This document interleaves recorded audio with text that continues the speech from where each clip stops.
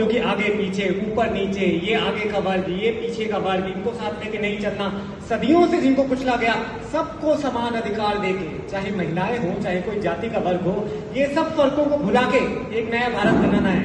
वो जय भीम जय भारत, ऐसा नेता, ऐसा नारा हमने अंबेडकर जी को ढूंढ के लाए। उनको बोला कोई कुरान को, कोई गीता को, किसी चीज को इतनी अहमियत नहीं मिलेगी, एक ऐसी किताब लिखो, इस देश को, इस व्यवस्था को हम कैसे लेके निकलेंगे, ऐसे नियम बना के लिख लो।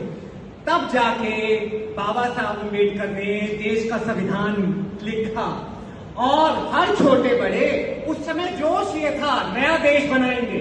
हर जाति हर धर्म के इंसान ने कहा जो इसमें लिखा है, जो बाबा साहब अम्बेडकर ने बना दिया, ये हमारे देश के, आजाद देश के किताब के रचयिता हैं, नियमों के रचयिता हैं, वैसा ही भारत बनाएंगे। लेकिन वही चीज हुई जो अंग्रेज करते आए, डिवाइड एंड रूल करते आए। आने वाली पार्टियां, मुझे नहीं पता क्या कारण रहे, शायद ये कि वो राजनीति को उन्होंने एक धंधा बना लिया, शायद ये कि राजनीति हमारी इसी से रोटियां सीखेगी, उसी तरीके से देश को बांटना उन्होंने भी शुरू कर दिया। वही चीज अब हो रही है। 5 साल से एक शख्स आया, उसके बाद दोबारा आ गया 5 साल, स्पीकर बन गया हमारी जो असेंबली है उसकी, उसके बाद अब तीसरी बार दोबारा। आप देखिए, एक पैसे की शर्म नहीं है किसी में, कोई हया, कोई नैतिकता। जिसकी बातें हमने सन 47 में की, अम्बेडकर जी ने बोली, वो नहीं है, वापस आना चाहते हैं। गद्दी को उन्होंने, सीट को उन्होंने एक ऐसी गद्दी, ऐसी नौकरी बना ली है जिसमें कभी रिटायरमेंट होगी ही नहीं। वहीं दूसरी और पार्टियां हैं, ज्यादा छींटाकशी तो मैं नहीं करूंगा, लेकिन ये है क्या बात कि वो भी लोगों को बांटने से नहीं जाती हैं। जैसे अभी सर ने बताया, देशभक्ति के गाने चलने लगे हैं उनके, अचानक से कहां से याद आ गई उनको? देशभक्ति याद आती है इसलिए कि आप क्या खा रहे हैं, आप कैसे कपड़े, आपने टीका लगाया है, आपने दाढ़ी रखी है कि नहीं, आप कौन से वर्ग से आ रहे हैं, आपने रिजर्वेशन। नई जनता का, नए बच्चों का दिमाग पॉइजन कर रहे हैं वो। बाबा साहब अम्बेडकर ने कहा सब लोगों को साथ लेके चलना है।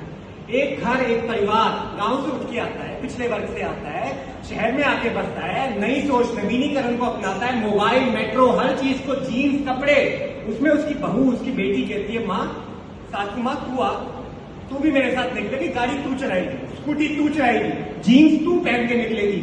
ये अपने आप को पीछे रख के उसको वजन देकर कुछ खास चीजें ये की जाती है हमारे संविधान में भी, जिसका एक उदाहरण रिजर्वेशन है। इतनी लॉफ्टी प्रिंसिपल्स के साथ हमने अपने देश को, हम 47 से लेके आगे चले, संविधान हमने लिखा, लेकिन ये पार्टियां लोगों का, बच्चों का, हमारे युवाओं का दिमाग खराब करती है, पॉइजन करती है, बताती है कि ये चीजें गलत है। उनको ये क्यों नहीं बताती संवेदनशील तरीके से, हाथ में हाथ रखे, कि जो हमारी सदियों से लोग पिछड़े थे उनके लिए कुछ प्रावधान किए हैं हमने। आप 2 कदम पीछे ले लेंगे और उनके लिए कुछ कर देंगे तो ऊपर वाला देख के, अम्बेडकर साहब देख के खुश होंगे। इस भारत की कल्पना की थी मैंने, वर्ग से आगे बढ़ना है हमें। ये सब चीजें इनको नहीं आ सकती,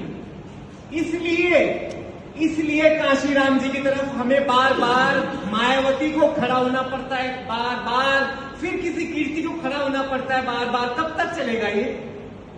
जब तक ये पार्टियां नहीं आएंगी। ताऊ देवीलाल जी ने बोला था, जात मत देखो, जमात देखो। वो बोलते थे कि जो समाज के लिए काम कर रहा है उसको हर एक के लिए काम करना है। गांव में तो पिपल के पेड़ के नीचे बैठियो और जो आएगा हर एक की बात सुनियो, जात नहीं पूछनी। तू काम कर रहा है तो उसकी जमात देख, उसने अपनी जमात बना ली, वो लोगों के लिए काम कर रहा है।